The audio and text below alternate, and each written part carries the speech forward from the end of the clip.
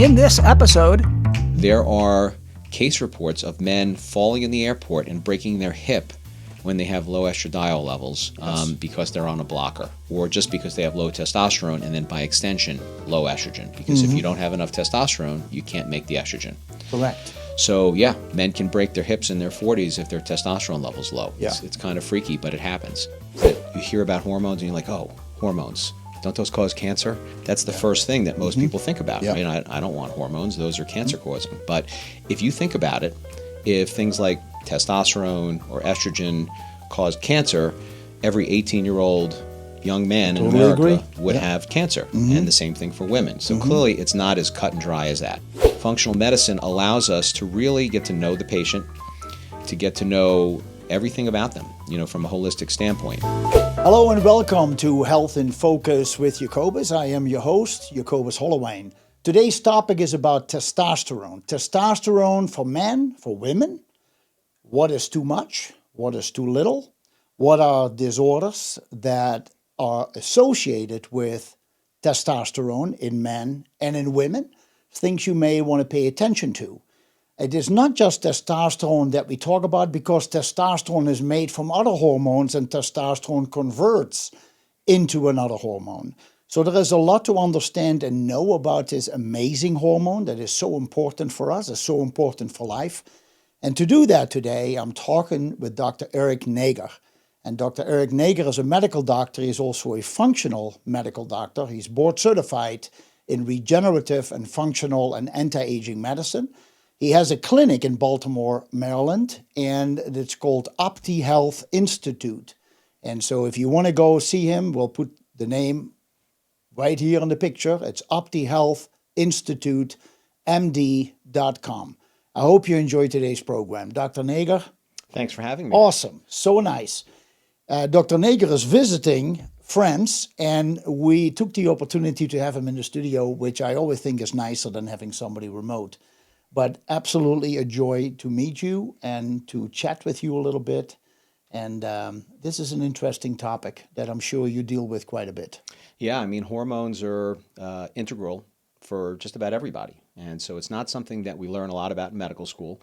So when I did my traditional medical training and then I did my residency in emergency medicine, we never learned anything about hormones. And it's kind of one of these things that you hear about hormones and you're like, oh, hormones. Don't those cause cancer? That's the first thing that most people think about, right? I don't want hormones. Those are cancer causing. But if you think about it, if things like testosterone or estrogen caused cancer, every 18-year-old young man in America would have cancer. And the same thing for women. So clearly it's not as cut and dry as that. All right, hormones are not evil. It's just, are they in the right proportion? Are they being administered in a safe and thoughtful way? And done correctly, they can be an absolute game changer in how folks are feeling if they need that hormone and they're deficient in it. Exactly. And I think that many women don't think about the fact that they actually make testosterone when they're ovulating, and even in menopause, after menopause, that they still make some through their adrenal glands, right, through the DHEA. And men make estrogens, and they never even heard of the word estradiol, and which is something that bothers me, because when men, as you mentioned, as they get older and they start having problems, they do not get the information from either a regular medical doctor or a urologist when they have prostate problems or urinary problems or erectile dysfunction, and they don't get the words from an oncologist in case they end up with cancer that there is actually this estradiol hormone that is made from testosterone, and they should be aware of. And so it is a little frustrating that the education part is not there. And I, doing a little research on what you do and looked at some of your podcast itself, you love to educate people. You are there. You say this field of functional medicine is something where I can actually spend time with the individual. The person who sits across from me on the other side of the desk is a person who has made decisions in life and who has gone through ups and downs in life, and who is sitting across from me saying, what's going on with me? How come this is not working for me? And instead of just giving somebody a quick medication and spend 2 to 10 minutes with them, you actually spend time to get to know the individual, to understand what the path has been that that individual has walked so that you have a better understanding how to help that person. Yeah, I mean, that's one of the cores of functional medicine, one of the Yeah. nice things about it. So when I was in the emergency department for well over 20 years, it was very hectic, right? Lots of people coming in, life and death situations. We didn't have a lot of time to talk to the patient. So I was in and out of a room. You were lucky if you had me for 5 minutes. I had to figure out the facts and figure out how to get you feeling better as quickly as possible and then get to the next patient because it was busy all the time. Yeah. When I first got into functional medicine, my mentor was also an emergency physician. And one of the first questions I asked him was, how do you spend an hour with a patient? I can't imagine talking to somebody for that Yeah, long. yeah. And it was because it's such a short attention span in the emergency department. The ironic thing is now it's not uncommon that I have to sometimes meet a second hour with a patient, especially when they have a complex problem. So functional medicine allows us to really get to know the patient, to get to know everything about them, from a holistic standpoint. And when I say holistic, I mean everything from their sleep habits, their diet, their exercise. Do they have psychological trauma? In addition to things like hormones or cardiovascular health, getting to know their family history. And understanding what their goals are. One of the first questions that I'll ask somebody is, please tell me a little bit about your journey, what you're most concerned with, and what you'd like me to focus on. Right. And unfortunately, that's not something that a conventional doctor has time to ask most of the time, just because of the way the system is structured. So did you leave that system because you were frustrated, or that you thought there must be more to life? I mean, you yourself are somebody who loves fitness. You like to take care of your health. You're a family man, so you have people in your family who have their own questions and challenges, etc. That you said there is more to life than just spending 10 minutes with the patients. I want to do something different, or how kind of came this functional medicine about in your life? So back in 2015, I went to a conference. It was supposed to be on just a general health. It was a functional medicine conference, but I didn't realize what that was. And Yeah. I really just went there because I was interested in just being a healthier person. It was more about trying to learn some different things that would make me healthier, not understanding that this was a whole field that I was completely unaware of. And when I got there, many of the concepts were very foreign, such as gastrointestinal health and the gut being the second brain. I think a lot of us have heard that, and the Yeah. gut-brain connection, right? These are things your listeners are probably very aware of. I had no idea what this was. We never learned anything about it in medical school. Then we started talking about lab tests, things like hypothyroidism. And they said, well, there are a lot of tests besides the TSH. Correct. And in medical school, Yeah, I right, agree. that's all we learn about, Yeah. right? So when I was in the emergency department and I was evaluating somebody for hypothyroidism, I would get a TSH as the only test. And if that was okay, well, you can't possibly have hypothyroidism because that's how we're sort of taught in medical school. If the lab tests are Plus, the normal, range was very wide. the range was wide, and we're not taught anything about optimal ranges versus normal ranges. Correct. Right? We know normal. So in medical school, if somebody is normal, then they can't have that problem if the lab test says that they're normal. At least that's how we're taught. So when I started learning about this, I'm like, this is a completely different concept than anything I had heard about. I was fascinated and captured and started looking into fellowship programs to train in this because I had no idea this was even a field. Yeah. But when I was at the conference and I turned to my right and my left and I was talking to different doctors who were doing this, I said, this is a field? I had no idea. Were they all medical doctors? Variety. So there were Still a variety. Yep, still a variety. So at the time, there were medical doctors from all different professions. So OBGYNs, family medicine, Okay. emergency medicine. There were some chiropractors. There were some naturopaths. So there was Yeah. a variety. Yeah. And this came as a shock to me because I had no idea. And so that sort of got me very interested in things. I looked at some various fellowships, ended up looking at a fellowship from the American Academy of Anti-Aging Medicine, completed the coursework through them, which was a combination of in-person lectures as well as virtual. Yeah. Found a mentor that I could rely upon.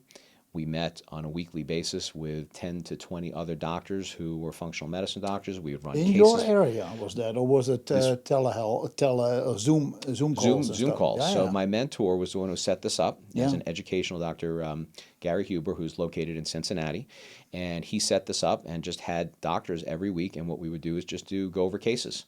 And this is how you understood. I mean, if you just did the fellowship, it really wasn't enough. But to talk to other doctors and see how they dissected a case and how they approached a patient was priceless. Yeah. So that was how I sort of got my start with all of that, and then had to take oral boards, written boards. And in 2019, I had completed all of that and joined a a group that was looking for a wellness physician. Mm-hmm. And then about a year later, I was offered the opportunity to start my own practice. Yeah. So in 2020, I opened my own practice, and I've been there ever since. It's different when you run your own business than working for other people because there's a lot more paperwork involved and hiring and firing, and you want to make sure that everything is good. Your your regenerative medicine that you're doing, is that what you're talking about when you talk about hormones? Or regenerative is more joints? And the anti-aging is more hormones? I don't know. Sometimes we use anti-aging, we use regenerative. It is part of the things that you say you do, anti-aging, functional, and regenerative. When we talk about hormones, what would you call that? Anti-aging? I think a lot of these terms are used interchangeably. I Okay. think to put them in a silo would probably not do them justice. So when we talk about functional medicine or integrative medicine or anti-aging, I think they're all probably different words that describe some of the same things. Yeah. Regenerative medicine usually means that we're trying to fix somebody by allowing the body to do most of the work. So that might involve things, everything from, say, peptide therapy to using platelet-rich plasma, red light therapy, different things that would allow the body to do the work for fixing a problem that the person has. Not necessarily hormonally related, but perhaps due to trauma or a structural problem. Yeah. So testosterone, let's jump on it All because it's a big topic. I learned a lot more about it when I got in my field, which has been retail, and I've done that for 32 years. But I had to learn a lot on the fly. Grabbed a lot of books, started reading, started listening to customers who would come in. Started my radio show for 19 years. Had to study for that, every topic that I talked with doctors about. And I started to learn about the hormones that indeed testosterone converts into a hormone called estradiol. And it took me on a journey that I wanted to learn more about it. I learned more about DHEA, about progesterone, about pregnenolone. You talk about your adrenaline and cortisol. They're all interwoven, and they can have an effect on the thyroid as well. But testosterone, there is a misconception in part because the reference range that we talk about in a blood test primarily is so broad. It can run anywhere from 240 to 1,000 almost. And what happened was that I was prepping for a show about this, and I came across this article in a magazine from the company Life Extension Foundation. You may know the company. And it was called Testosterone Controversy. And so I started reading about it, and they elaborated on a study that was done from 2006 to 2011, in which they tested 2,400 plus men, 2,416 men, between 69 and 81 years old. And they said, why is it that as men get older, we start having issues like low testosterone, prostate cancer, Alzheimer's, Parkinson's, diabetes? They just wanted to understand erectile dysfunction. Why? And they said, well, one of the big changes is hormones. As we get older, the hormones are dropping or changing. Estradiol has a tendency to go up, and testosterone has a tendency to go down. And so they started studying this with these men, and they noticed that for them, the optimal range for a total testosterone in men is somewhere between 700 and 900 nanograms. But they also said, and that's what I'd love to talk with you about this, they also mentioned that they noticed when a man's testosterone gets below the number 550, there was an immediate 30% increased risk for cardiovascular problems and heart attacks, and a 24% increased risk for strokes. Now, I sometimes look at the obituaries and I see men who are in their late 50s, early 60s, and 70s who die of natural causes of a heart attack or heart disease. And then I wonder, do they die of natural causes because the doctor said, well, you were in the normal range at 300, right? Or is it indeed that these men were above 550 on the testosterone and they still had a heart attack? So I'm throwing a lot at you. I hope you follow what I'm trying to say.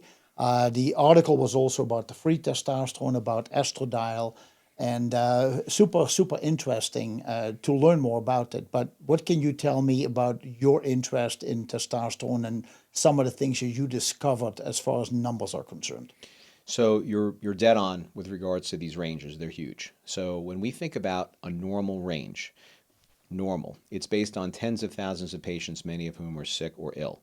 So I never want my patients to be normal. I always want them to be optimal. Correct. All right. So what is normal for, say, an 85-year-old guy in a nursing home with a lot of medical problems isn't going to be where a man in his 30s, for instance, is going to feel his best. Sure. So we have to take that into account. So these ranges, depending on who you read and who you listen to, they will specify somewhat in the same ballpark that you were referring to. So the range that I use for an optimal range is about 600 to 900. Yeah. And that's where most men will feel their best.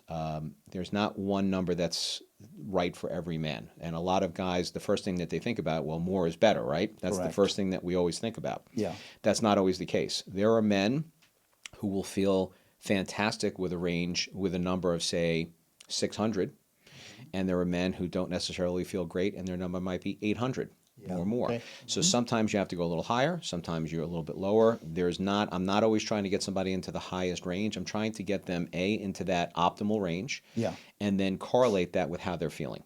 And that's really the important thing. You have to talk to the patient, right? It's not just the numbers, it's how are you doing. Correct. So when a patient will come to see me, we want to figure out what's going on with them. So you want to think about what are their symptoms and what's bothering them, and then which baskets does it go into. Okay. So when somebody comes in and they're saying that they're fatigued, your first instinct might be testosterone, but it could also be a whole host of other things. Absolutely. How are they sleeping?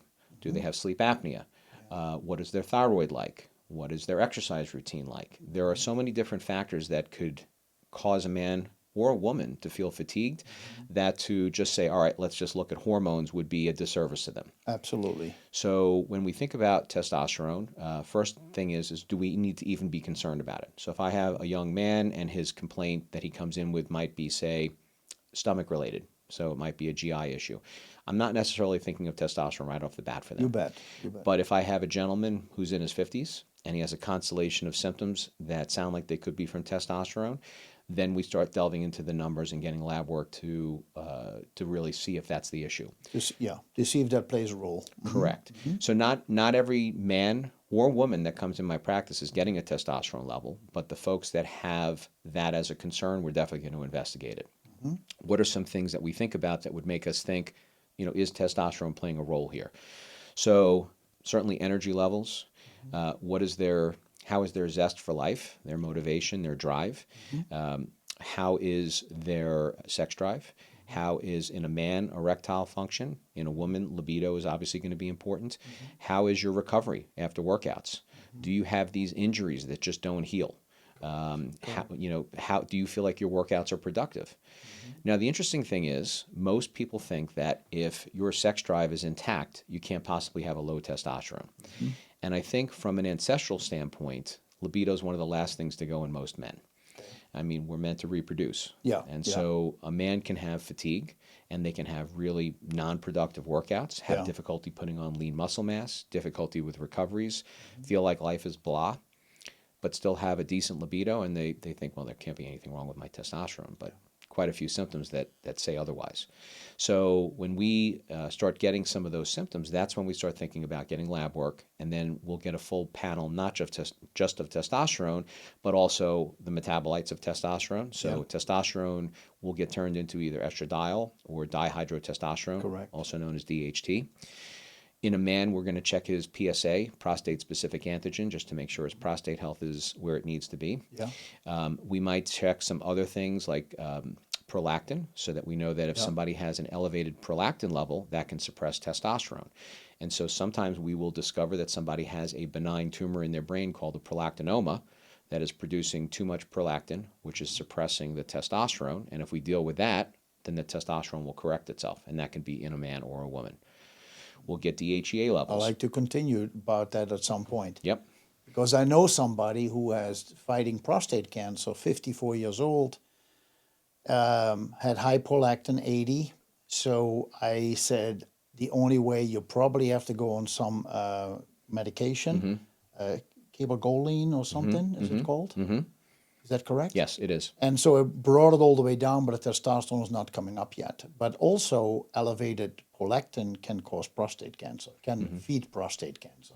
Yes, that's one of the theoretical cancer is so Yeah, I know. It's broad. multifactorial, Yeah. right? But yes, you're right. It's one of the theories about what's going on. So yes, so sometimes we'll find somebody that that when you're doing this fishing expedition initially, you'll come across something like that, and then they may not have had any symptoms related to their brain, and then you get Right. an MRI and you find the prolactinoma, and fortunately, most of those folks can be treated medically. They don't need surgery to remove it. That's the nice thing about Right. that. Good, good, good. So we'll do this vast array, of hormone tests, Yeah. specific for sex hormones, and we'll do for women. The only other one that we might add is progesterone, depending on the age of the woman, and then we go from there. Mm-hmm. So when we're doing this, we're going to then put the pieces together. Then the patient comes back for their second visit. And then depending on what their symptoms were, we might have gotten thyroid hormone. We might, the panel for thyroid. We might be getting, some general labs, everything from a CBC, Chem7, blood sugar, insulin, hemoglobin A1C, Right. all these different things. That See if also there play is a combination with metabolic syndrome or so. Correct. And then we start to figure out what's going on here. So if the man comes back and his testosterone is suboptimal, and that's the key word, right? Because his level may not be low, right? He might have a level, let's just make something up, say 300. Okay. And he goes to his primary care doctor, and this, he was probably would have gone there before he came to see me, and the doctor said, well, your testosterone's fine. You can't, there's nothing wrong with your testosterone. Yeah. So forget about the fact that your workouts are terrible and you have erectile dysfunction and you have no sex drive and you can't put on lean muscle and you're depressed. Yeah. But, you probably just need an antidepressant and you'll be fine. I know. And that's a typical story that we get. Yeah, it is sad for It is women sad. too. For women as well, Yeah, all yeah. right? And this is very typical. So so then the next step is, what can we do about this? And that's where we think about, what is the age of the patient? What are the possible reasons why this could happen? So what are some reasons that testosterone level might be suboptimal? Well, a man should be able to make testosterone well into his 60s or even 70s. A woman, generally until she hits menopause, and for women that's usually around 50-ish, depending on the woman. Some a little bit earlier, some a little bit later. And then we start thinking about what's going on. So when you have a gentleman who's in his 20s and his testosterone level is, say, 260, you have to start scratching your head and figuring out, why is that? Okay, why is it? Now, that's Correct. very different than a gentleman who comes in and say they're 75. Well, you sort of expect it with a guy that's Yeah. 75. That Yeah. would be completely reasonable. Or a woman, for instance, a woman who's 30 who has a testosterone level that's 0.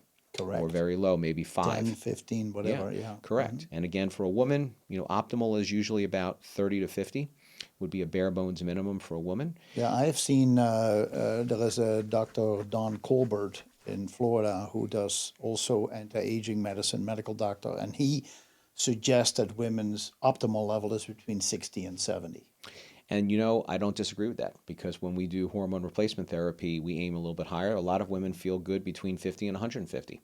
Wonderful. So there are, I think all of us find, once we start to get to know our patients and we get to see where people feel their best and do not have side effects related to it, we start to develop our own optimal ranges, because yes, we want them in optimal ranges, but also we don't want side effects. We don't want to have negative things happen as a result of this. Yeah, we'll talk about that. We do want to talk about that. So women, then real quick, not real quick, women also. Testosterone, when women go into menopause, I don't know if I understand you correctly. What I often notice when women or men go to their medical doctor, provider, and they talk about hormones, and they're already in their 50s or 60s, the doctor say, we're not interested, or the nurse at the front desk will say, we're not interested in your hormones anymore because you're past your prime. We don't test those anymore. And I go, you have a right, like you say, to feel optimally and to feel as good as you want to feel till the day you die. And so I communicate regularly with people in their 60s and 70s who are just not feeling good. And I try to help them with natural options to increase their hormones and to make them feel better and to balance them. Why is it that you just brought up we don't care so much anymore when they're in their 50s or 60s? Or are you saying this is what we've been taught, and now as a functional medical doctor, I do want people to have more hormones as they get older? Yeah, I think what happens is, especially with OBGYNs who are seeing women, again, we're not taught this in medical school. It's not that they're bad people, it's just the education is not there. Yeah. And I think there's a proportion of OBGYNs who are great and understand hormones, but unfortunately the majority don't seem to have a grasp on it to the point where they feel comfortable prescribing things. And testosterone even more rarely for their female patients. So they're well versed in progesterone and estrogen, and they'll sometimes prescribe that. But I think what they're thinking about is if a woman A doesn't have symptoms, they don't need to treat them because they're not thinking about the longevity aspect that you alluded to earlier. And once they get beyond a certain age, it's sort of, they're not thinking about it anymore. And these women deserve to feel well. Yeah, And they I deserve agree. to feel like the best version of themselves. And Yeah. many of them do not. And the unfortunate thing is, again, because of the medical school education, they're told to say, take an antidepressant. Oh, you're not feeling well? Oh, I'm sorry. Well, there's not much I can do for you from a menopause standpoint because, say, you're, 57, you went through menopause 7 years ago, you don't need estrogen or progesterone. Well, try an antidepressant like an SSRI or something like that. And they're not even thinking about, say, even thyroid hormone, which we know can cause depression. So there are lots of different reasons why a woman might not feel well. A thyroid hormone like levothyroxine Or, an NP thyroid or an ARMA can thyroid. cause depression? No, lack of. Oh, So okay. hypothyroidism, for Okay. instance, Yes. can easily cause depression. We know that's one of Anxiety, the depression, yeah, mood correct. swings, apathy. Yeah. All sorts of things. So it's not, again, not just about the sex hormones, it's about looking at everything. Yeah. And so when we have somebody who doesn't feel well and their moods aren't where they need to be, we'll look at other things. It's not just the sex hormones, it's also thyroid hormones. And so we'll look at free T3 and free T4 and see where they're at. So they might get a levothyroxine or an ARMA thyroid or an NP thyroid. Yeah, yeah. Interesting.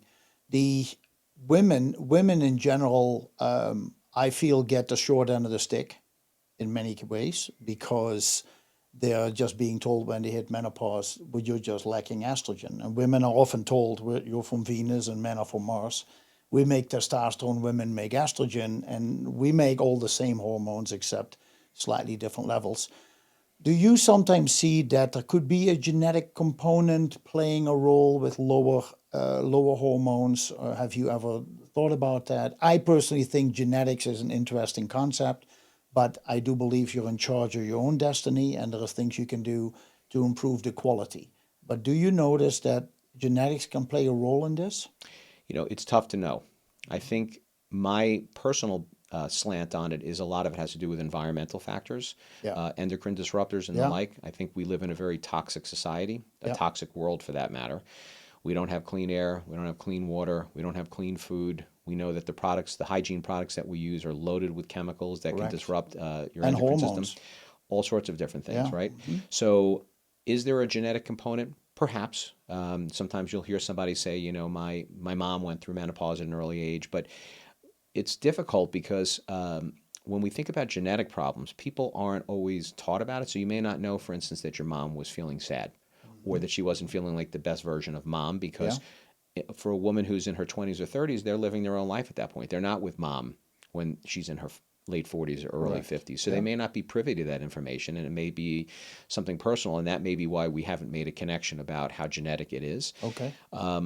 My feeling is a lot of it has to do with just factors in the environment that are causing suppression or inadequate amounts of production of the hormones in both men and women. And that's why it's not only a menopausal woman who's sometimes short on hormones. It's, it can start in perimenopause, it can start in their 30s or 40s. And so when we think about sex hormones, there's 4 main ones that we kind of focus on. There are obviously more, but if we think about the main ones, it's DHEA, Yeah. which is sort of, think about that as an anti-aging hormone, starts to go down after the age of 30. Yeah. Think about it as a grandfather or a grandmother hormone. It sort of gets turned into other hormones.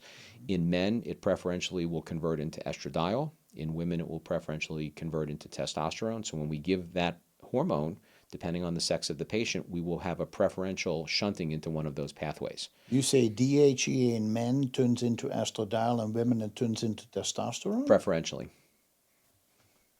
What do you mean with preferentially? So if I was when you give a pro hormone, you never know what it's going to turn into. Yeah. So for instance, if we had a chalkboard in front of us, at the Sure. top of the chalkboard would be cholesterol, which is sort of the building block Correct. for all hormones. Below that would be pregnenolone. Pregnenolone. And then below that would be DHEA. And progesterone the other way. Correct. Right? And we know, depending on circumstances that are going on with that individual, it can go in many different directions. So when you give a pre-hormone, it can turn into many different things. Okay. On average, when you give a woman DHEA, we will see her testosterone levels improve.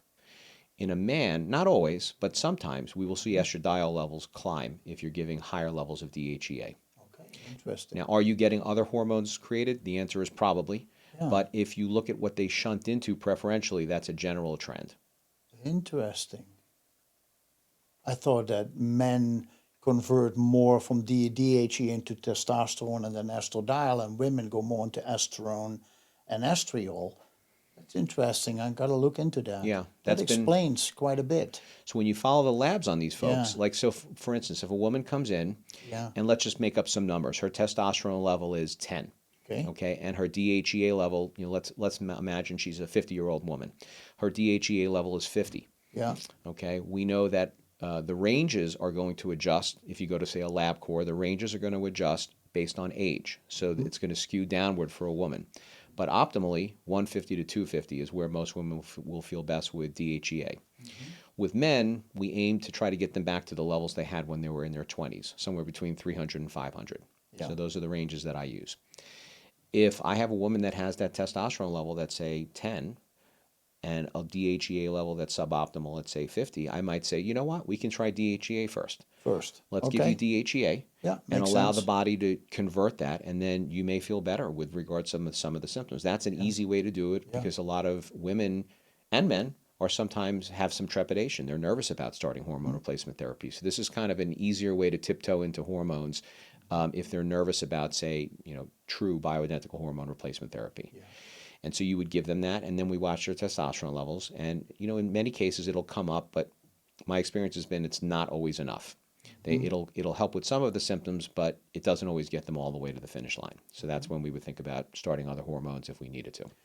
So what if a woman's DHEA is low? What I often notice that women come in and they've been to a naturopathic physician and who likes to work with hormones. So it's not that they're just a naturopathic doctor, but they enjoy that field of medicine. And they put women on 5 milligrams of DHEA or 10 milligrams. And I go and I always tell people do it at least for 3 months because you start, it's more fat soluble.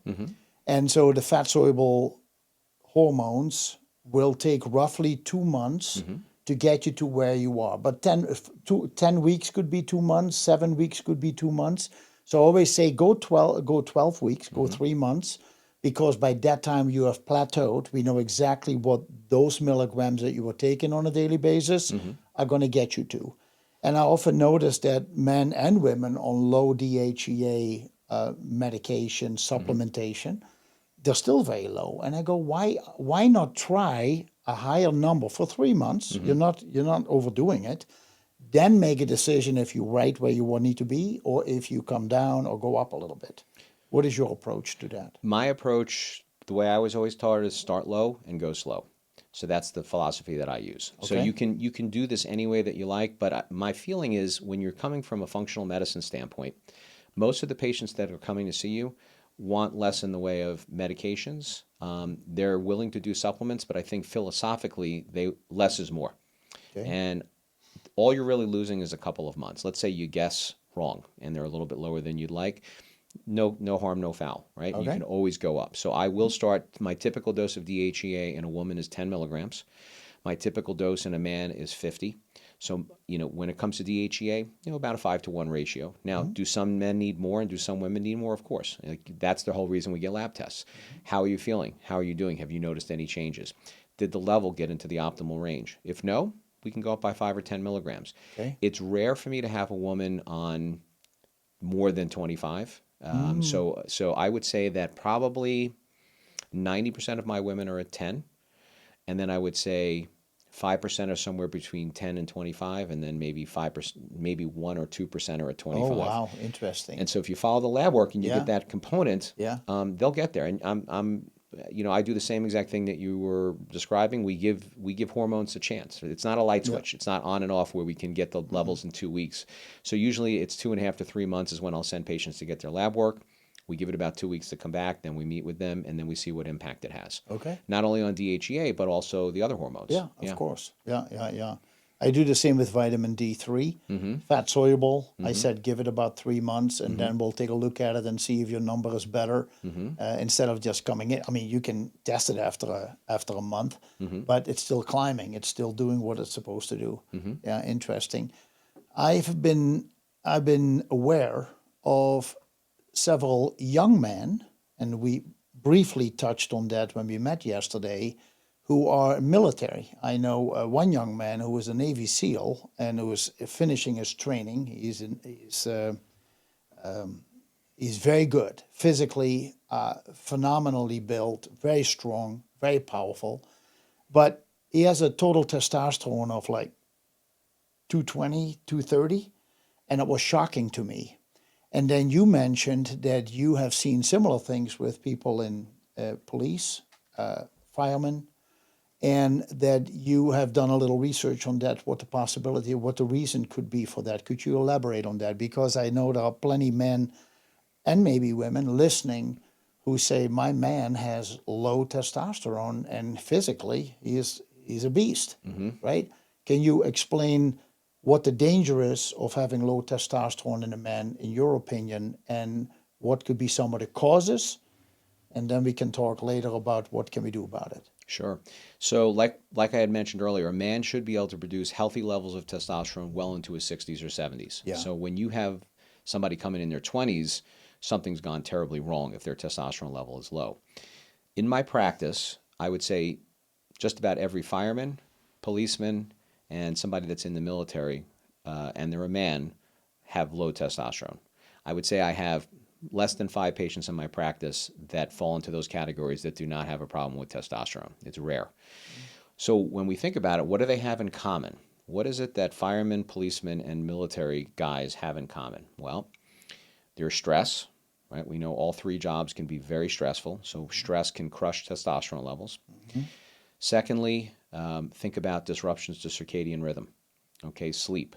So sleep is another thing that can be very disruptive to hormones, both in men and in women. We know that policemen and firemen are working shift work. Depending on what branch of the military, they may be working overnight. If they're a Navy SEAL, they're probably having very irregular hours. They're probably training in irregular hours, long days. So we've got stress, we've got sleep, and then the last part of that is toxins. So firemen constantly operating in toxic environments. When they do overhaul in a building afterwards, that's when the fire is out and they're just pulling walls down and looking for fire extension. You're liberating tons of toxins into the air. It gets all over their turnout gear, and then they'll bring it back to the firehouse, and then there's toxins all over their gear. Interesting. It makes sense, but interesting. We don't think about this. Yeah, we don't think about it. It's an occupational hazard. Yeah. Policemen are doing a lot of shooting. Right, they have to qualify, so they have to go to the range, and they're shooting, so they're exposed to a lot of heavy metals, things like lead, mercury, arsenic, as part of shooting. So they're, depending on how much shooting, like SWAT teams obviously going to shoot more, but policemen in general, they're going to have that as another toxin. Military, just about everything is toxic, right? I mean, not intentionally, but I mean, for instance, if you look, when I was training on a Humvee, for instance, we were learning how to drive a Humvee with the police department, and he said, don't touch the paint. I go, what do you mean don't touch the paint? He goes, it's carcinogenic. I said, are you kidding me? I said, isn't this like some biowarfare That's paint thing? on the inside of the Humvee or the outside? It's the inside, because it's coated with special paint is what I was told. I could be wrong about this, but this is what the soldier told me, that they put it on there to protect from biowarfare agents, but it's toxic. So I talked to my patients about this, and they all confirm it, like the guys even in the Coast Guard, like the paint is supposed to have effects with like radar and absorbing radar and making them more stealthy. And then of course in the Air Force, the fuel, right, the jet fuel.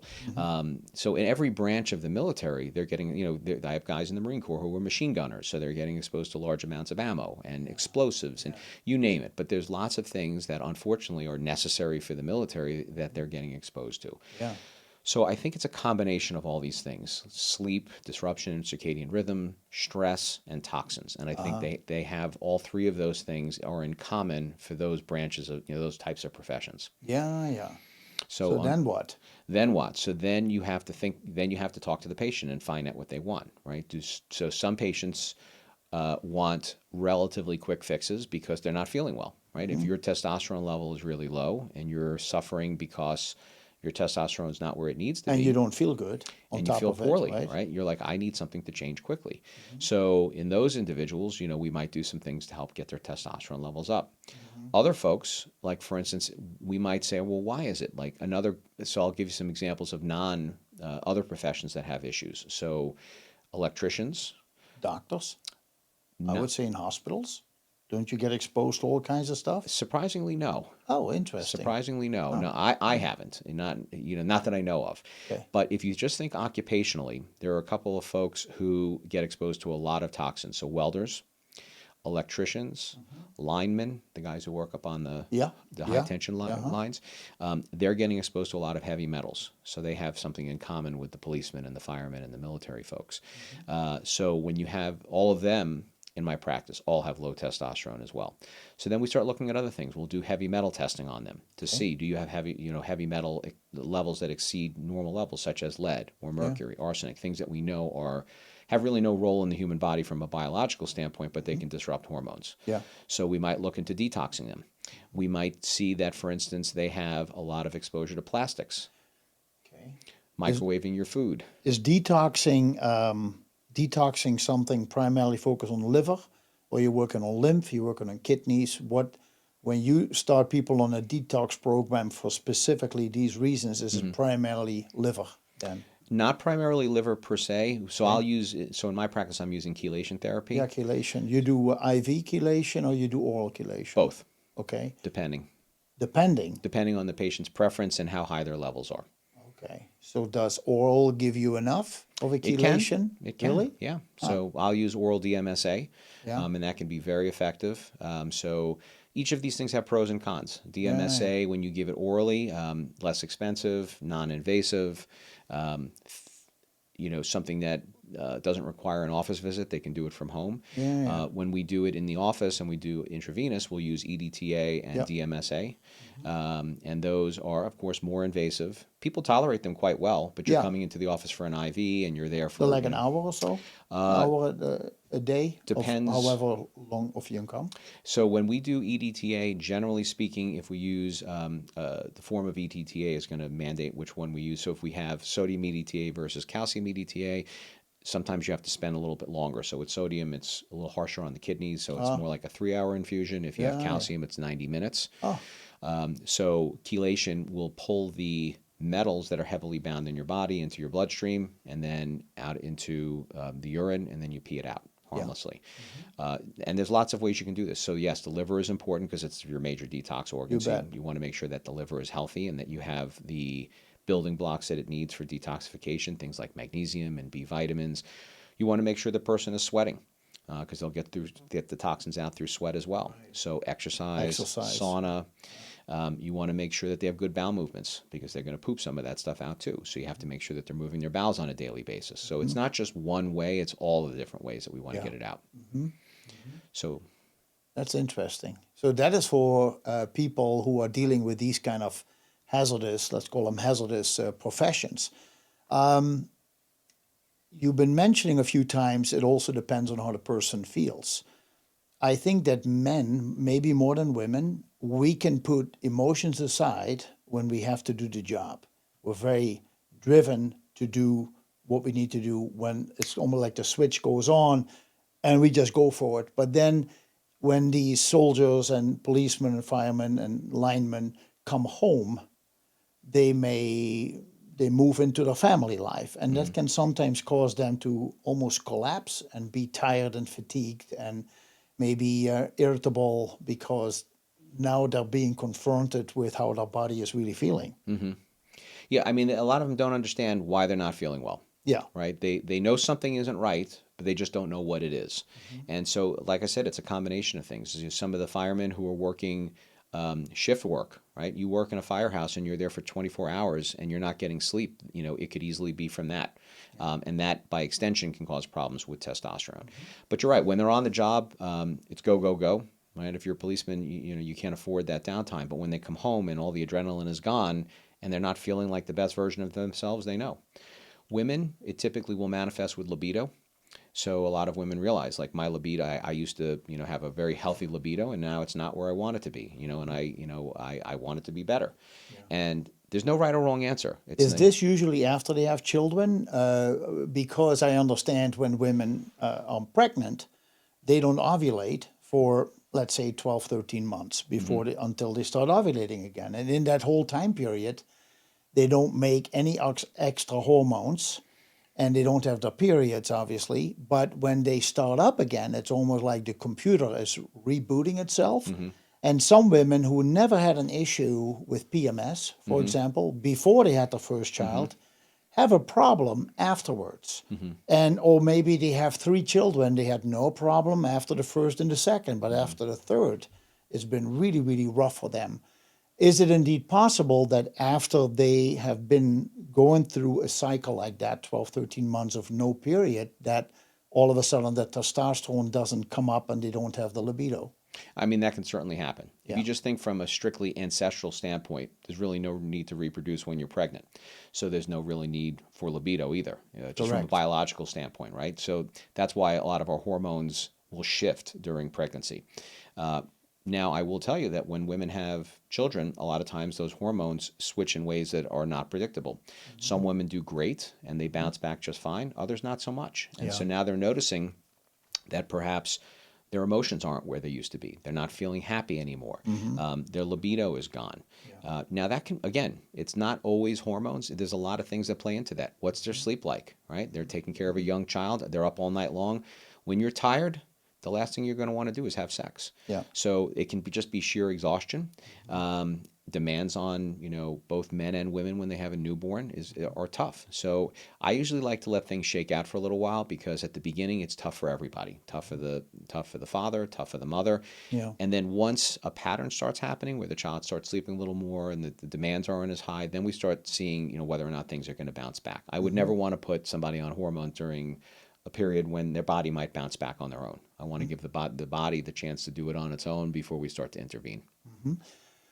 When you help men with testosterone, with low testosterone, what are some of the suggestions you make, or what are some of the therapies you use? And when a woman is low in testosterone, what are some of the therapies you suggest, or what are the methods you use? Great question. So depends on usually the age and also the desires of the patient and how quickly they want to get better. So we'll take them one at a time. We'll do men and then we'll do women. With men, if they're young, and by young I mean 45 and younger, we'll try to, these are the options that I'll give every patient. And I usually divide it into 3 categories. So the first one is the natural approach. And by the way, this first one can work for men and for women. So what we try to do is think about the things that could cause low testosterone and fix them. So what are those things? So we want to have better sleep, less stress. We want to lift heavy things, because we know when we lift heavy things, our body will naturally produce testosterone. So working out with strength training. Red meat will help with testosterone production. And so eating more meat and having more sex. So those are natural things that both men and women can do that can help to raise testosterone levels naturally. So if I have, somebody in their 30s and they want more of a natural approach, whether it's a man or a woman, I'm like, try those things. Give it a whirl for 3 to 6 months. Let's see how you feel. And it's sometimes difficult. Like you can't always reduce the stress that you're exposed to, but you can mitigate how you react to the stress. So if somebody is working a very stressful job or they have a stressful family life, I might give them stress mitigation techniques like meditation, yoga, breath work, massage, acupuncture. We'll recommend some natural things to help mitigate the stress, because that stress isn't going away. I don't tell them to quit their job. I don't tell them to divorce their spouse. They have to figure out ways to help deal with the stress that they're going through. So we'll give them things like that. And then there's things they can control, like sleep. Right? Stop playing on your phone at night. Like commit to a time when you're going to go to bed and respect that time. Try to avoid electronics 2 hours before bedtime. Pick a time that you're going to wake up, and it should be the same time every day. So let's get your sleep dialed in. Make sure you don't have sleep apnea as well, just because that can disrupt things. Get to the gym. Make sure you're doing strength training, both men and women. We both need it. It's not just for men. I agree. Eat more meat. Obviously I don't force this upon people who are vegetarian or vegan. It's just a suggestion because we know that that's been studied and that can help because that will help out as a building block. And more sex, right? It's one of these things that when you have sex, you will produce more sex hormones. So that's also been shown to be pretty useful. So we try that, and then we bring them back in 3 to 6 months, and then we see where their levels are and how they're feeling. Yeah. And we do get some success. The younger the person, the better the success rate. So that's the first step that we would use. Okay. Second option would be to use a medication like Clomid or clomiphene or enclomiphene. Those are medications that will cause the brain to release something called follicle-stimulating hormone and luteinizing hormone. Yeah. So those basically get released from the brain. They go down to the testicles. They cause production of something called Leydig cells, which are important because they help with testosterone. Leydig, Leydig. Leydig cells. So they'll cause them to reproduce. The testicles will grow in size. The Leydig cells will reproduce. There'll be more of them, and that will in turn help with testosterone production. Okay. So that's an option generally for men, not for women. So why would a man choose that? Well, A, it's easy. It's non-invasive. It's safe. It's been studied and shown to be very useful. Okay. It's something that they don't always have to be on forever. So what we try to do is that right? We try to put a man on it for 12 to 18 months and see if that kickstarts the brain to do it on its own, because I'd like to not have them on that forever. All right. So what we'll do is we'll give the man a choice, and I'll say, all right, we'll put you on this. We'll measure your levels, make sure that you respond. It's generally very safe, but about 10% of men will not like how they feel on it and want to stop it. And really? Like what? What are some of the issues that they feel? Anxiety. Headaches, visual changes, things like loss of color vision or change in color vision. So about 10 to 20% of men will experience that and not feel good and want to stop it. And then 10 to 20% of men will not respond to it at all.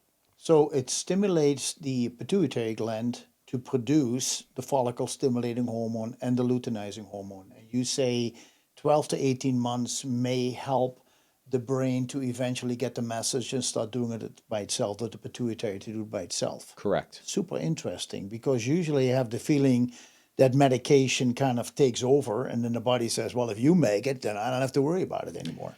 Yeah, I mean, and so it's interesting because when you give obviously a hormone like testosterone, which we'll talk about in a minute, that's exactly what happens. It's a feedback loop. But in this particular case, it's causing a release of it from the pituitary gland, and that will have an impact. And so sometimes this is just the cycle that they need. Now, why would that have happened in the first place? All the things we talked about: toxins, stress, sleep, in some cases, brain trauma. That's another big one. So that's another thing that I didn't discuss with the military folks. Good when they have traumatic brain injury, concussive force to the head, everything from small arms fire to explosives, that can cause microtrauma to the brain, and that can disrupt the release of follicle-stimulating hormone and luteinizing hormone from the brain, and that's another reason why men in the military and theoretically police can have problems with testosterone levels that we didn't discuss. So we know TBIs, traumatic brain injury, is a big deal for the military. So in using something like Clomid or enclomiphene, those are two. It's clomiphene or enclomiphene are the two that we typically use. Women will probably be familiar with those names because they're typically used for reproductive health. So when women are having difficulty conceiving, they'll sometimes utilize that again because of follicle-stimulating hormone will help with release of eggs and will help with increasing the chance of conception. But for men, when we use it, it's mainly for testosterone. Yeah, okay. Cool. So that's the second option. And insurance generally will cover it, so there's generally not much in the way of out-of-pocket expenses. So that's a nice thing. The third option would be, hormone replacement therapy. And so that would be in the form of testosterone. And so that usually comes in one of a couple of flavors. The one that primary care doctors have access to is usually a transdermal formulation. The typical one that you'll see is Androgel or some variation thereof. It's a testosterone in some sort of carrier gel. That gets put on the skin and can help to raise testosterone levels. You can also do it from a compounding pharmacy and put it in a different carrier and different concentrations. In general, I haven't found that they're very effective. You tend to have very wild swings in testosterone levels, and then our skin receptors have an enzyme in there that preferentially will turn the testosterone into something called dihydrotestosterone, Oh, or DHT. DHT. Yep. Oh, interesting. Yep. So alpha reductase, is the enzyme. Enzyme that converts testosterone into DHT. Correct. And our skin tends to be very rich in that enzyme. So when you put somebody on testosterone cream, Interesting. you can get wild levels of DHT in the multiple hundreds. And then you start having male pattern baldness. All maybe. kinds of things, irritation to the prostate. Yeah. So you really don't want high levels of any hormone. Again, Yeah. you want to keep it optimal. So just for the folks in the audience, generally, I believe LabCorp's high is about 90 or 95 now, is the high end. And so, usually you'd want to have it in the 50s or 60s would be kind of a good level of DHT. Your DHT. Okay. Mm-hmm. So, but when you put someone on a cream, we tend to find that it just converts it into DHT at these astronomical rates. Not every man, but a lot of men. And I find that what happens is if that's the case, the testosterone levels will drop and DHT levels will rise, and so you won't get a lot of estrogen production, which is also necessary. Yeah.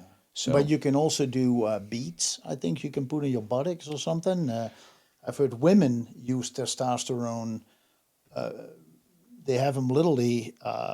They get a small little local surgery and they put these beads in their buttocks. we're going to talk and about they're that. slowly released. Okay, That's pellets, good. yes. Oh, pellets. Yes, Yeah, we're going beads, to talk I about say, pellets. beads, We'll talk about pellets, that in just a yeah, second. yeah. So the creams are the first ones. Okay. So just first to sort of just cover everything all at once, with women, they can use the creams, but because they don't have that enzyme, they tend to do much better with the creams than the men do. But some women have higher DHT also, but there could be other reasons for that. Correct.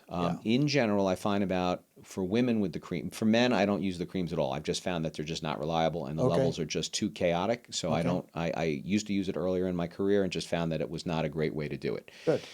For women, cream is a great option because it's sort of it's a non-invasive way to utilize the testosterone. The nice thing is if you didn't like how you felt on it, you could stop it, and in 24 hours, it's essentially out of your system. And so for women, that's sort of just a gateway. It's just an easy way for them to sort of utilize testosterone in a very safe and effective way. Do you say for young women start when you ovulate and run until menopause, till you menstruate, or 30 days out of the month? No, I have them use it continuously because testosterone doesn't have that cyclical fashion that estrogen and progesterone does. Okay. It's more of a steady state hormone as opposed to the ebbs and flows that you have with estrogen and progesterone secondary to menstrual cycles. So, so for that they can use it every day, and there's no problem doing that. All right. So the third option, so we talked about creams. The next option would be injectables. Okay. So injectables for men is a standardized formulation. It's bioidentical. You can get prescription very easily at the pharmacy.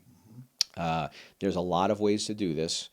There's not a definite right or a wrong way, but there are definitely better ways, in my opinion, to administer it. So in general, you don't want to have wide swings with any hormone.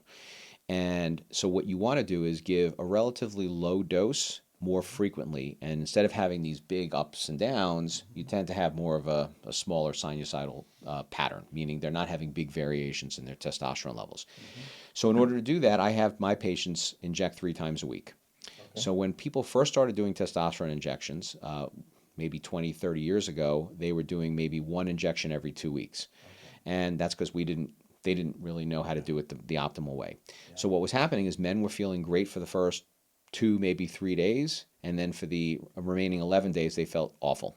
Because the testosterone cypionate, that's the form in the injection, is really only got about a 48-hour half-life. So when you say awful, means they felt like they did before they put the injection in. Correct. Okay. So so generally the man is, what'll happen is that they've had symptoms related to low testosterone, but once you give them the testosterone, that goes away. And so they start to feel really good. Their mood is elevated. They feel like a better version of themselves. They feel like their workouts are more productive. They're able to put on lean muscle mass. Their libido is better. Their get up and go is just, overall much better. Yeah. When the testosterone wears off, they go back to that blah feeling that they had before they started. And so they have this cyclical thing where they're feeling good and then they're feeling awful, and that's no way to live. Yeah. So then it changed from every 2 weeks to every week, but that really wasn't all that much better. And it was the same thing. They felt good for 2 or 3 days, and then the latter half of the week, not so great. So what most folks are doing with the injections, it's usually 2 or 3 times a week. Yeah. The optimal way to do it would be every day. You do a very small amount and you inject every day. Most men don't want to inject every day. Where do they inject? Subcutaneous fat or in the muscle. Those Okay. are the 2 options. So traditionally, if you look at a bottle of testosterone, it says for intramuscular use only because that's how it's been studied. And Yeah. but realistically, they've studied this where subcutaneous injections can provide very safe levels and good absorption as well. It's much less painful. So you use an insulin syringe, you inject into subcutaneous fat. It's a tiny needle, so it's not painful. An intramuscular injection is a bigger needle, Okay. and it usually will go into the thigh or the buttocks. Some men will inject into the deltoid. Yeah. But if you do subcutaneous, it's usually belly fat or the buttocks. Okay. Those are the 2 areas. Easy to find subcutaneous fat in those areas. Yeah. Same thing for women. So if women wanted to do injections, they could. The reason a lot of women don't choose to do that is because there's not a commercially available testosterone injection with a concentration for women.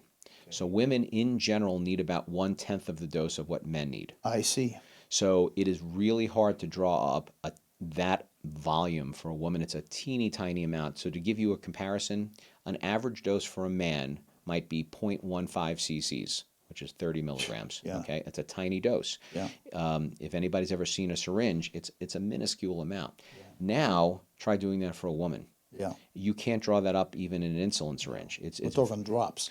correct, and it's going to be inaccurate. So Yeah. what you have to do is you have to get it from a compounding pharmacy where they do it 1/10 of the concentration. So instead of 200 milligrams per ml, it's 20 milligrams per ml. So much easier for a woman to draw that up. Right. But it's coming from a compounding pharmacy. It's a higher cost. It's not in neither one are really reimbursed by insurance, but it's a little bit higher when you get the compounded testosterone as opposed to the commercially available one. Okay. Excellent. And then the third option are pellets. So pellets are essentially compressed amounts of the testosterone or any hormone for that matter. Could be, or you can do this with many medications. The technology is not new. This has been around well over 100 years. This is not something that was just invented. Interesting. And so you just compress it with a powder. The testosterone either comes as pure testosterone or sometimes they'll mix it with cholesterol and some stearic acid as I think a binder, and they'll put it into a tiny pellet the size of a grain of rice. Yeah. And so we'll utilize a procedure where we numb up an area on the hip buttocks area. Yeah. We make a tiny incision. We put the pellets underneath the skin and the subcutaneous fat. We close it up with some butterfly strips, and then you're good to go for 3 months. 3 months. And that is only one kernel, one pellet, or is it a 10, 12 pellets? Depends on the dose you're looking for. Okay. So for men, the pellets are generally 200 milligrams. Okay. For women, usually there's a whole variety, but because they need such a smaller dose, it could be 25 milligrams, 37 and a half, 50. They have all these different formulations. Right. So depending on what combination, for women, it's usually just 1, maybe 2. For men, it's anywhere from 3 to 6.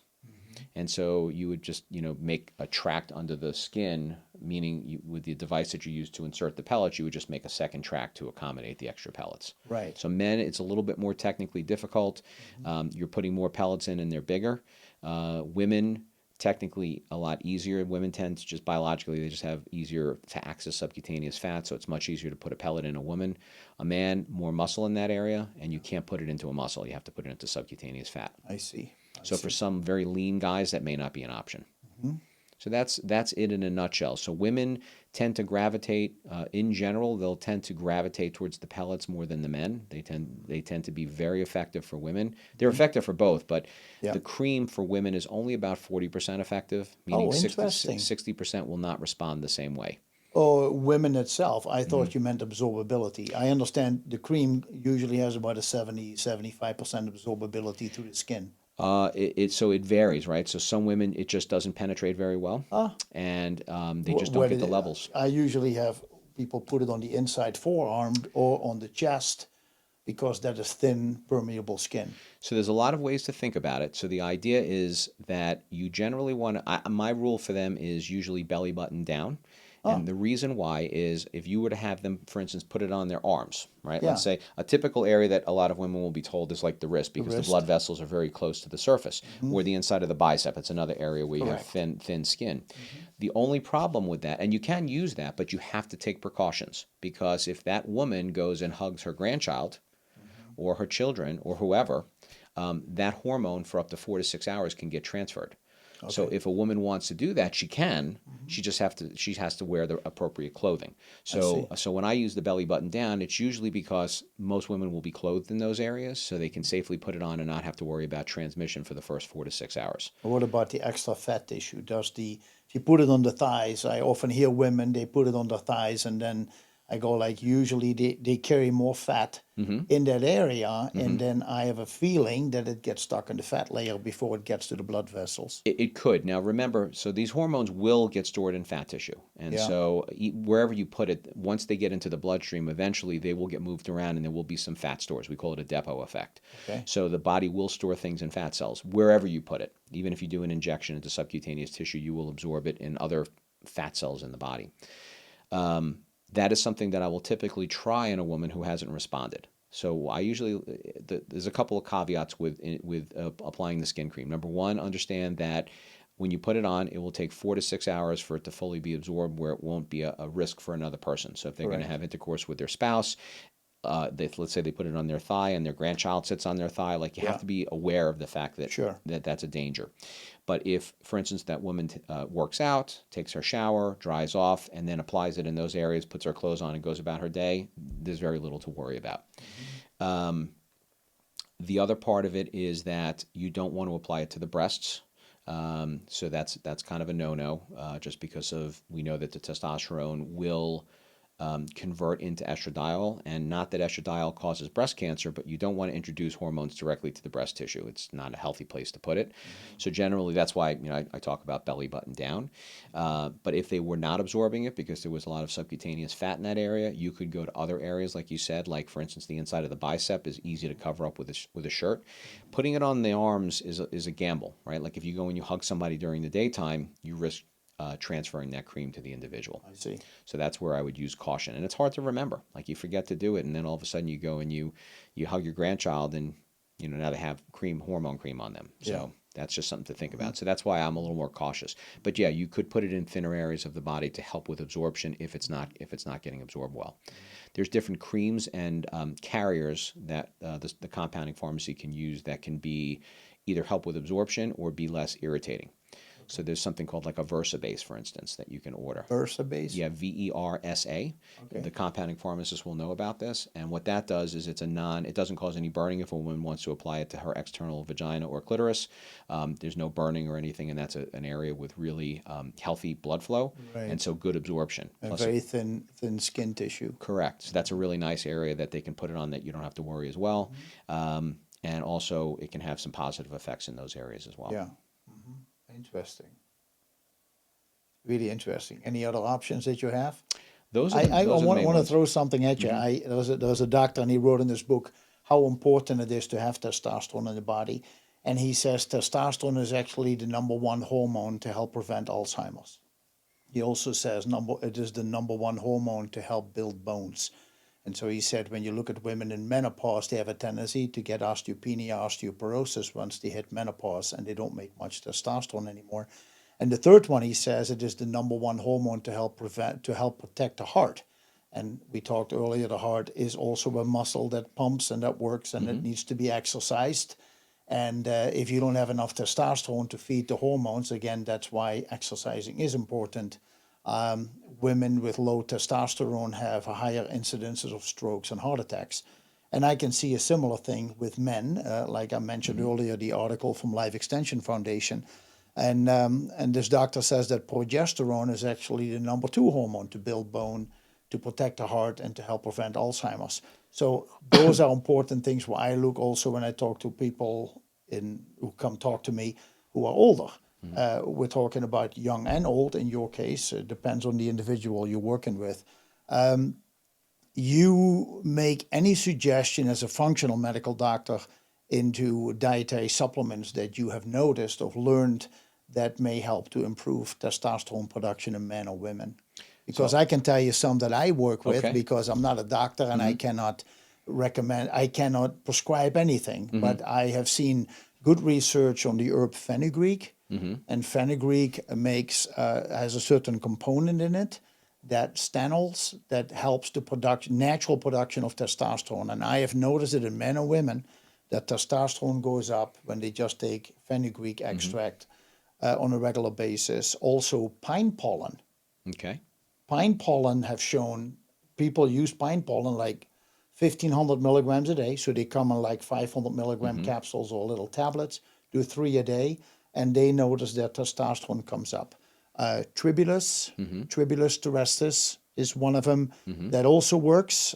You have even some ginseng, some Korean ginseng can give you some more energy to be more active, and then that works for you. There is an herb called katuwaba, start with a C. Katuwaba helps with production. Maca can help with production of testosterone. And so I noticed that when I use an herbal combination that has either one or more of those in it, I think that Life Extension Foundation, again, I'm advertising for them, but that's not what I meant to do. It is just that I have so many products in the store. They have done research on cacao, extract of cacao, and an extract of pomegranate that in combination helps the conversion into free testosterone, which is, of course, the bioavailable form of testosterone. Have you heard of any of these, what I'm just mentioning to you, as a possible ability for increasing testosterone? So I have, but I'm going to go back and answer your first question first. Perfect. The one about the testosterone being the most important hormone. Yeah. So that's an interesting one. And I think there's some controversy there, but I'll tell you why I think it's a good one. There's an argument that says that testosterone is not all that important. It's the fact that it gets converted into estradiol. Correct. And that's what a lot of people think, that yes, testosterone is important in its own right. Yeah. But without estradiol, many of the things that you alluded to with regards to cardiovascular health and bone health, that is mainly affected by the estrogen, estradiol. So one of the things to understand is testosterone in the body will get converted into one of two metabolites. We talked about that earlier. DHEA or estradiol. Correct, right? So those are the big ones. And we need both of them for a lot of different reasons. Yep.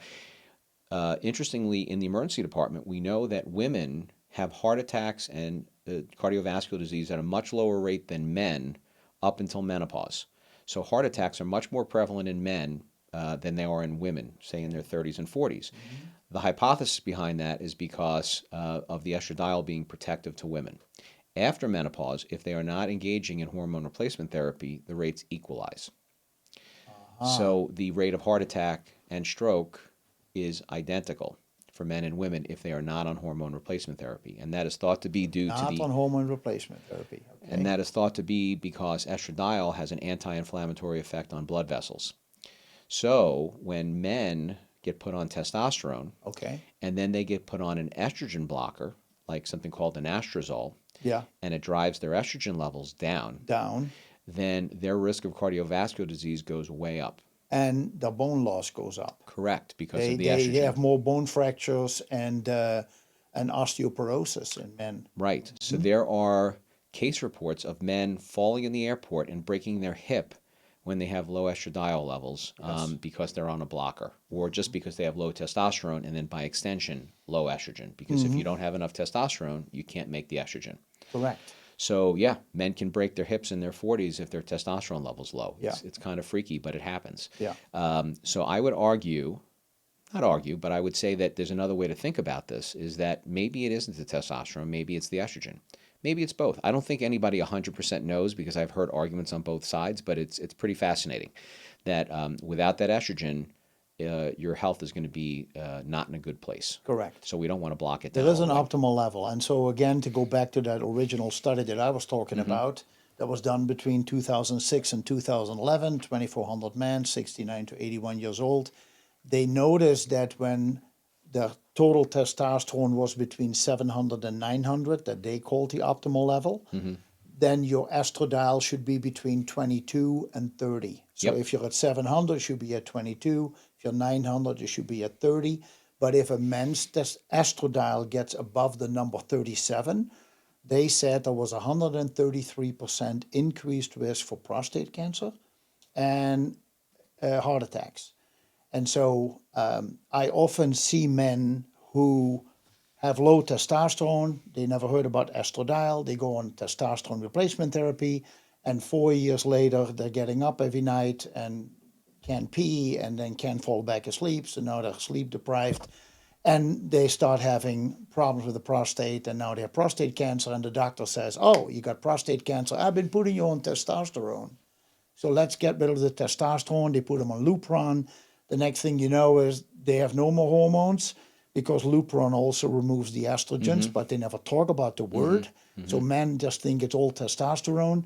And now you start having all kinds of issues. And exactly like you mentioned at the very beginning of the interview, if a testosterone or an estrogen would cause cancer, it would happen to all the 20-year-olds and not per se when we get older. So optimization of hormones, as long as we're alive, if that's up to the individual you work with, I think it's wonderful. Looking at certain numbers and ratios, I think is very important as well. And then it is just a question of working with somebody like yourself who says, I'm your assistant, I'm your coach, I navigate this for you, I help you to be the best form of yourself. And there are obviously traumas and other stressors and accidents and traumatic brain injury and other things that could happen to an individual. But you're able, as a functional medical doctor, to dissect more and try to understand what needs to come up, what needs to come down, how do we find balance. Is that fair to say? Yeah, and so we can use different. Now, let's say to go back to your point about the estrogen being too high.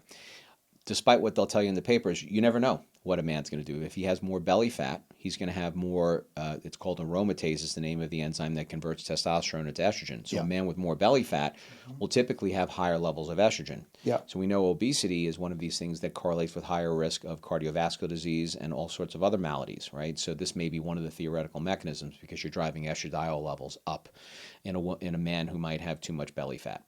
So what you can do is you can use aromatase inhibitors in a thoughtful way. So I had mentioned finasteride or an anastrozole earlier. Yeah. As a blocker. There's another name for it. Anastrozole. That's the generic name. Yeah, there is another name for it. I know that some men take, but you got to be very careful because women can take it, but then men should take like a tenth of what a woman is taking. Well, yeah, something. I mean, I don't use too much of it in my practice unless unless I have tried every supplement to work as an aromatase inhibitor first. So when we talk about supplements, they can be very helpful with both blocking that effect and if you're creating too much estrogen. Yeah. And you can also do things to improve testicular health, which could also in turn cause improvements in testosterone levels. Yeah. So some of the supplements that you've mentioned I've heard about and used, and the other ones that you didn't mention that can also be helpful for testicular health would be boron. Boron, that's right. That's also a testosterone, helps with testosterone and with bone health. And selenium and zinc. Selenium, zinc. So those are all important for testicular health. So, and by extension, they most likely help with testosterone production, or could help with testosterone production. It varies. I've had mixed results with supplements, and if a man wants to try those first, I'm all for it. Give it a whirl. You mentioned aromatase inhibitors. I would look into Chrysin, CHR. That's one that people use. YSIN. Indole 3-carbinol, indole 3-carbinol, calcium D-glucarate. These come from cruciferous vegetables, and there seems to be a positive effect of those to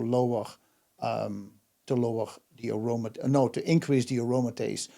No, to lower the aromatase so that you make less estradiol out of testosterone. Correct. So the indole 3-carbinol, so there's another supplement very similar to it called diindolylmethane. Diindolmethyl DIM, yeah. So we'll use that. So it's 100 milligrams twice a day for that one. Or zinc is another great one. You can just use plain old zinc. And so zinc also but that will inhibit both the aromatase pathway for estrogen and also the 5-alpha reductase pathway for DHT, so it will block both. Now, again, my goal is not to block it all the way down. My goal is to have a healthy balance. Observe. You have to observe. So we see. So if we have a man who we try zinc on and it works, great. If we use the zinc and it doesn't work, we might add DIM to that as well.